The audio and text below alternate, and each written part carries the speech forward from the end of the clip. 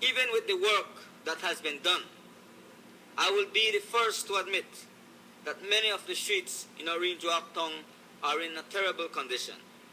I drive on the same streets as our residents, and I know their pain. They have been patient so far because they realize the challenges we are facing. But we cannot continue to operate and exist as we have been doing. And so it is with this in mind that I turn to central government and to the Prime Minister, Dean Barrow. A couple of weeks ago, the Prime Minister was on national television speaking of all the works which will be done all across the country. The infrastructural works to alleviate the damage caused by the recent incessant rains, exacerbated by long-time neglect and no maintenance. According to the Prime Minister, millions of dollars will be dispersed countrywide for immediate remedial work and for infrastructural projects. But while we are grateful for any infrastructural work which will bring any measure of relief to residents anywhere, we are concerned about the allocation of monies and prioritization of damages, and I can say that we are very concerned.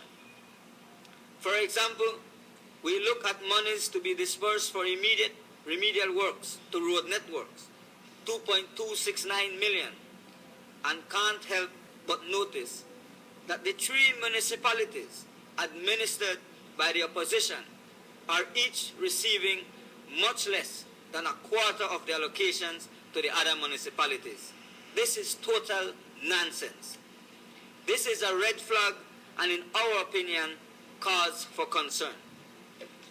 And I am deeply concerned because I understand that in the wider scope of the infrastructure works to be done in the medium term, some $78 million worth, Orange Walk District is only getting $2.9 million, which will be used, portion of those money will be used to pave a portion of the main road passing through our town.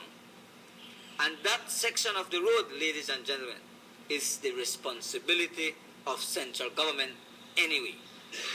There are many streets in Orange Walk Town which need serious work.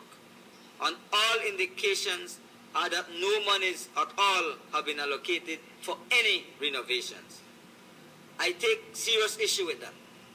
Millions of dollars have been allocated to Belize City, where that council is already the recipient of additional subvention from government, a head tax from tourism revenues, and a municipal bond. All we are asking is for government to be serious in its commitment to residents all over this country, and for there to be a sense of fair play and fair prioritization. We ask the Prime Minister to commission a true assessment of required infrastructural work, not one done through the so-called caretakers where political agenda will hold sway. Currently, the Orange Walk Town Council has the equipment to assist in any infrastructural project here in town, but the cost of materials has been prohibitive. We stand ready to work hand in hand with the government on any real initiative to provide infrastructural assistance to Orange Walk Town. For there to be any meaningful development, political game playing must be pushed aside. The ball is in the government's court. We will wait to see if this government is serious about serving all the people of Orange Walk as we are at the Orange Walk Town Council. And I may end my message with a message to the Prime Minister. I will restate a statement said to him by the Honorable Said Musa at a PUP convention held in Dangriga. And I always hear my name being called on Wave Radio and his UDP propaganda. And I am saying to you, Prime Minister, under the call